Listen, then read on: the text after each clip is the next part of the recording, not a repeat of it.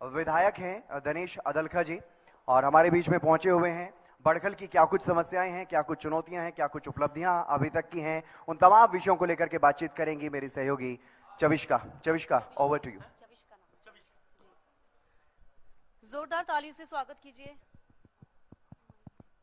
Hello hello, सबसे पहले मैं चाहूंगी आप जोरदार तालियों से स्वागत कीजिए।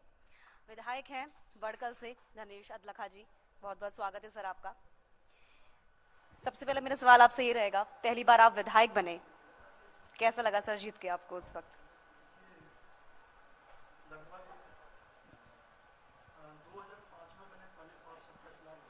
जी 2009 में सर, हाँ माइक सर। 2009 में सर एक बार से टैप कीजिए सर, अभी आप ये माइक लीजिए। हेलो 2009 में मैंने फरीदाबाद विधानसभा से टिकट के लिए पार्टी को आवेदन किया। जी सर। उस समय हमारे साथी पार्षद साथी थे परवेश मेहता, उनको टिकट मिली। 2014 में विपुल गोयल जी को टिकट मिली जी। 2019 में नरेंद्र गुप्ता जी को टिकट मिली। फिर पार्टी ने मुझे 2024 में बड़कल से चुनाव लड़ाया। बड़कल के लोगों ने मुझ पर अपना पूरा विश्वास दिया। जी सर। मेरा भी प्रयास यही रहा कि जिस विश्वास से लोगों ने मुझे जिताया, उस विश्वास को कायम रखने के लिए जो विकास का मुद्दा मेन था वहाँ, उसको आगे बढ़ाने का काम किया। बिल्कुल सर, देखिए बड़कल में तो विकास का मुद्दा बेहद जरूरी है, क्योंकि आपने भी देखा कि इससे पहले कितना विकास हुआ है, कितना विकास नहीं हुआ, जनता को कितनी सुविधाएं मिल पा रही हैं, कितनी नहीं मिल पा रही हैं। लेकिन 2024 के बाद से अब तक इन 1.5 सालों में कितना विकास हुआ, मैं आपसे जानना चाहूंगी सर। देखिए 2024 में जब ये नायब सिंह सैनी जी की सरकार बनी, हरियाणा के लोगों ने पूर्ण बहुमत के साथ सरकार बनाई, तो बड़कल विधानसभा को आपने अभी इस बजट में देखा होगा कि लगभग 1550 करोड़ रुपए की लागत से जो हनुमान जी की मूर्ति सैनिक कॉलोनी से एलिवेटेड फ्लाईओवर जो हार्डवेयर चौक बाटा से होते हुए वर्ल्ड स्ट्रीट तक जाएगा, दूसरा जो है वो अनखीर चौक से बड़कल फ्लाईओवर को पार करते हुए अमृतानंदमयी हॉस्पिटल से पार होकर के वहां जाएगा। ये पूरे शहर की गति को, जो इस समय जाम में कहीं रहती भी है थोड़ी बहुत, उसको पूरी तरह जाम मुक्त करेगा। क्योंकि एलिवेटेड फ्लाईओवर बनने से शहर का जो ट्रैफिक, जिसको शहर से बाहर जाना है, उसको नीचे उतरने की कहीं जरूरत नहीं पड़ती। उससे एक बड़ा बेनिफिट क्या होगा कि जो नीचे के इंडस्ट्रियल्स लोग हैं, जिनको फरीदाबाद के सेक्टर 24, 25, 58, 59 में जाना आना करना है, उन लोगों को आने जाने में दिक्कत नहीं होगी। ऊपर जिनको नहर पार जाना है वो सीधा सीधा ऊपर चले जाएंगे। जिनको ऊपर जाना है, अभी नीलम फ्लाईओवर पे जाम रहता था, बड़कल फ्लाईओवर पे जाम रहता है, बड़कल के बाद फिर बाटा फ्लाईओवर पे जाम रहता है। वो तीनों के फ्लाईओवर्स का जाम खत्म होगा जब ये दोनों एलिवेटेड फ्लाईओवर कंप्लीट हो चुके होंगे, जिसका हमारा टारगेट है कि हम अगले 3 साल में इसको कंप्लीट करेंगे। बिल्कुल सर, 3 साल में कंप्लीट करेंगे, लेकिन आपको नहीं लगता कि ये समय बहुत ज्यादा है? क्योंकि 1.5 साल का ऑलमोस्ट वक्त सर निकल चुका है। जनता अब एक्चुअल में जो आप बात कह रहे हो बिल्कुल परफेक्ट, क्योंकि अब जाम बहुत ज्यादा, ट्रैफिक बहुत ज्यादा यहाँ पर देखने को मिलता है। आपने नीलम चौक फ्लाईओवर का जिक्र किया, बाटा चौक फ्लाईओवर का जिक्र किया, आप कभी गुजरे होंगे तो आपने देखा हो कितनी परेशानी लोगों को वहां से होती है गुजरने में। देखिए माननीय मुख्यमंत्री नायब सिंह सैनी जी ने FMDA की मीटिंग में सरकार के अधिकारियों को आदेश दिए कि इसको स्टेट बजट से तैयार किया जाना है। उसके ऊपर मंजूरी मिली।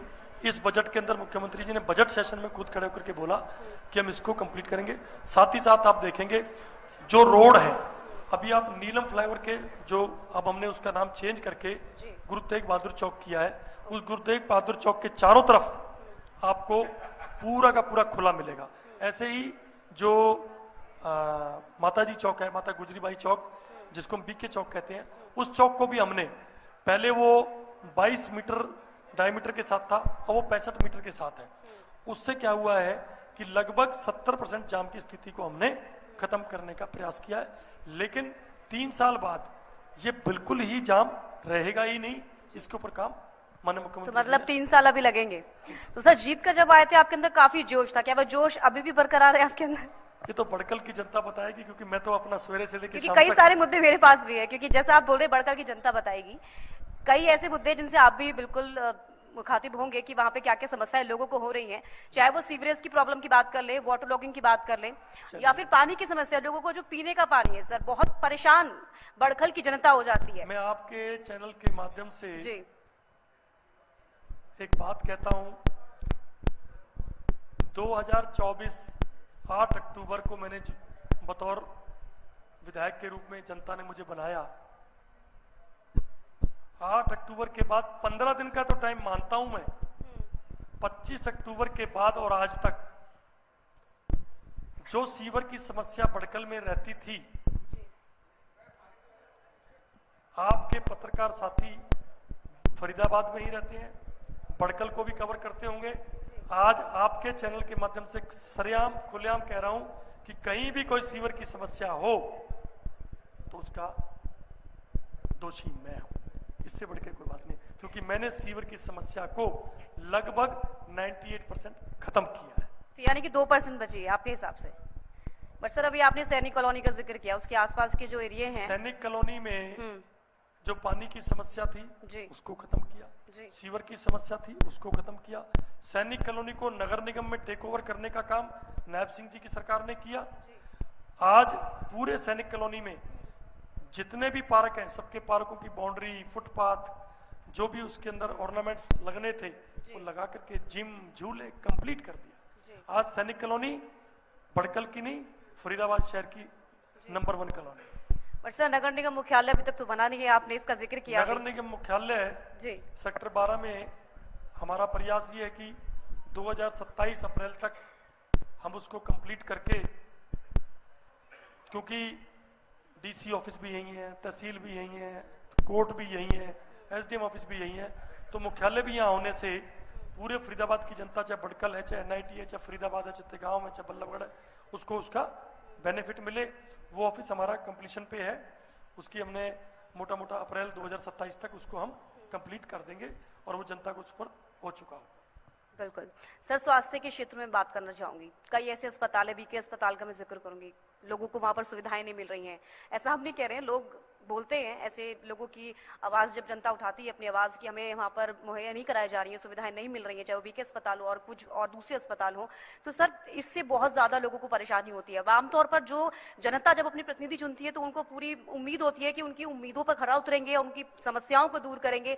बट सर आप इसे नकारेगा मत, क्योंकि बीके अस्पताल का जो देखना चाहते हो जी,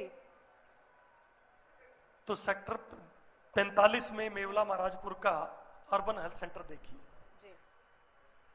बट सर नियर बाय ऐसे कई जगह हैं जहां पर होना चाहिए। मैं आपको बता, जी आप यदि हॉस्पिटल अब देखना चाहें तो एसजीएम नगर में 1.25 लाख की पॉपुलेशन है, सेक्टर 21D और एसजीएम नगर के अंदर एक अर्बन हेल्थ सेंटर है। 5 करोड़ रुपए माने मुख्यमंत्री जी ने हर विधायक को जो ग्रांट दी, मैंने पूरी की पूरी वो ग्रांट उस हॉस्पिटल के लिए ट्रांसफर करी कि उसके अंदर 20 बेड का हॉस्पिटल, अभी वहां डेली 5 से 6 डिलीवरीज हमारी डेली होती है। ऐसे ही मेवला महाराजपुर हॉस्पिटल के अंदर 100 से 125 पेशेंट की ओपीडी हमारी वहां है।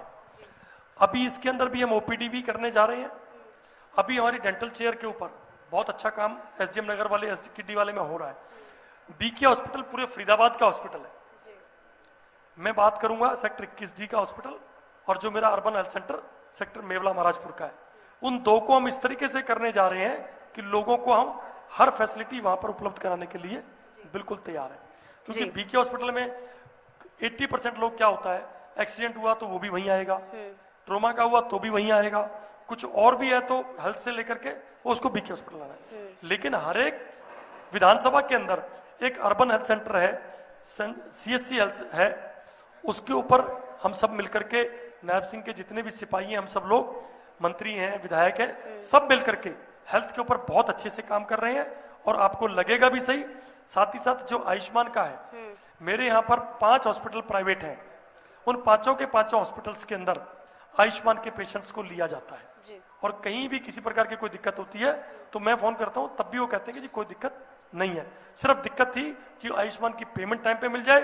वो हमने इस बार माननीय मुख्यमंत्री जी को जब कहा तो उन्होंने मीटिंग्स बुला के ऑफिसर्स के हेल्थ सेक्रेटरी के साथ और हमारी स्वास्थ्य मंत्री महोदया ने उसके ऊपर बिल्कुल क्लियर, हम हर 90 दिन में उनकी पेमेंट क्लियर करते रहेंगे, वो क्लियर हो गया, कोई दिक्कत नहीं। बट सर अभी आपने बोला कि बीके अस्पताल पूरे फरीदाबाद का अस्पताल है, आपने ये जिक्र किया, तो फरीदाबाद के अंदर कई सारे अस्पताल हैं। अब बात की जाए सरकार आपकी, मंत्री आपके, यहाँ तक कि विधायक आपके हैं, आपके पास पार्षद भी हैं, तो फिर सर कमी क्यों?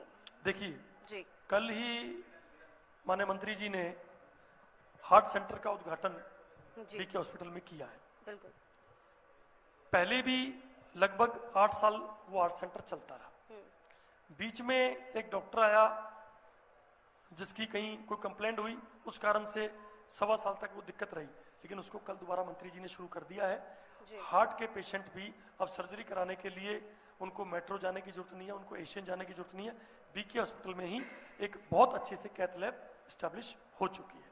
तो वाकई सर ये बेहद जरूरी भी है, क्योंकि जैसे मैं पहले जिक्र कर रही थी कि लोगों को काफी परेशानियों का सामना करना पड़ता है। अब हार्ट इंस्टीट्यूट अगर है, अगर वहां पर हार्ट सेंटर होगा तो लोगों के लिए ये किफायती है कि लोग वहां जाएंगे, अपना इलाज कराएंगे, ये बेहतर है लोगों के लिए, और जनता वाकई इससे खुश होगी।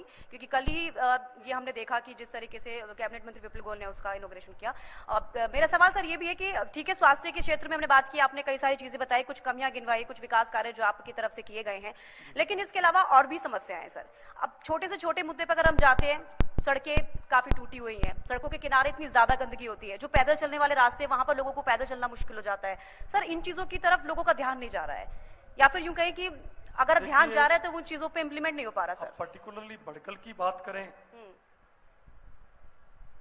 तो मैं चैलेंज के साथ कह सकता हूं कि लगभग 95% सड़कें मेरी बिल्कुल दुरुस्त हैं, किसी प्रकार की कोई दिक्कत नहीं है। पिछले 1 साल के अंदर हमने कैंप लगा के 1 नंबर एनआईटी में अलग, 2 नंबर में अलग, 3 नंबर में अलग, 5 नंबर में अलग, 21 ABCD 45-46 में अलग, अनखीर में अलग, नवादा में अलग, भाकरी में अलग, लकड़पुर में अलग, मेवला महाराजपुर में अलग, अनंतपुर में अलग, सब जगह अलग कैंप लगा के सारे गांवों की सड़कों को दुरुस्त करने का काम किया। और सर कॉलोनी की सड़कें? कॉलोनी मेरे यहाँ पर जी सैनिक कॉलोनी है, SGM नगर है, आप SGM नगर में भी जाके देखेंगे तो आपको धीरे धीरे अब सर वाटर लॉगिंग की समस्या बहुत ज्यादा है वहां पर। वाटर लॉगिंग की समस्या इसलिए है जी कि बहन जी वो लगभग 70 एकड़ के अंदर अनऑथराइज कॉलोनी काटी। अब 10 एकड़ में जिसने कॉलोनी काटी उसने चारों तरफ से बंद कर दिया। अब सीवर की लाइन किसी के मकान के नीचे तो जाएगी नहीं, उसको वापस दूसरे मोहल्ले से लेके जाना पड़ेगा। फिर उसलिए वो चीज क्या होता है, जिगजैग सा बन जाता है। जहां प्लानिंग के तहत कोई भी चीज की जाती है वहां चीजें दिक्कत नहीं आती, लेकिन अनअप्रूव्ड कॉलोनियों में किसी ने 10 एकड़ में प्लॉटिंग कर दी, उसके पीछे वाले ने 15 एकड़ में कर दी, वो 10 एकड़ वाले ने पीछे के लिए रास्ता ही नहीं छोड़ा, रास्ता नहीं छोड़ा तो सीवर लाइन कहां से जाए। तो उस तरीके से वो 70 एकड़ की जो कॉलोनी है उसमें बहुत बड़ा जिगजैग है।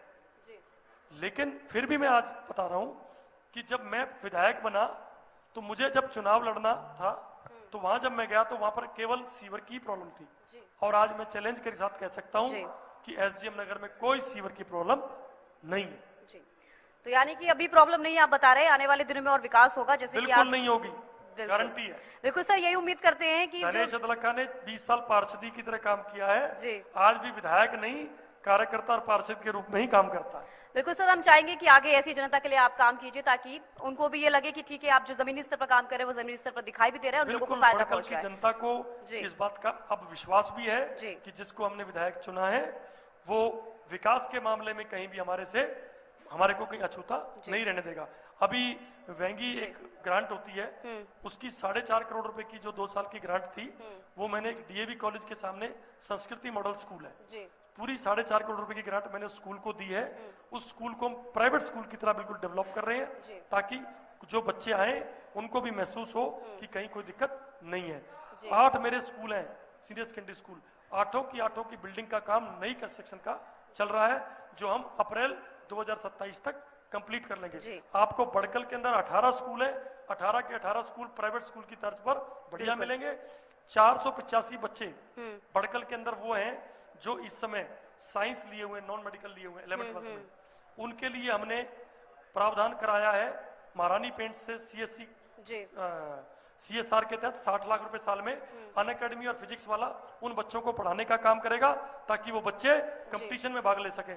अभी सदन के अंदर माननीय मुख्यमंत्री जी ने कहा कि सुपर 250 250 जो हरियाणा के बच्चे होंगे, तो मैंने कहा मुख्यमंत्री जी 250 में से 50 बच्चे अकेले बड़कल से होंगे, ये मेरी गारंटी है। बिल्कुल। साइंस में जो नॉन मेडिकल करके जेई मेंस का एग्जाम क्रैक करेंगे, और आपको बता देता हूं कि वो बच्चे सारे कॉलोनियों के अंदर रहने वाले हैं, झुग्गी के अंदर रहने वाले हैं, और उन बच्चों की पढ़ाई का इंतजाम हमने किया है। तो यानी कि कहा जा सकता है कि बड़कल में विकास हर वर्ग का होता हुआ नजर आया, चाहे वो शिक्षा के क्षेत्र में हो, या स्वास्थ्य के क्षेत्र में हो, या फिर और बोल जनता की मूलभूत सुविधाओं के क्षेत्र में हो। किसी भी कीमत पर बड़कल की जनता को मुख्यमंत्री नायब सिंह सैनी के आशीर्वाद से, हमारे लोकप्रिय सांसद चौधरी केशवपाल गुर्जर जी के आशीर्वाद से, मैं तो एक बच्चे के कार्यकर्ता के रूप में वहां पे काम कर रहा हूं, और उनके काम को तत्परता से करूंगा, ये मेरी जिम्मेवारी है।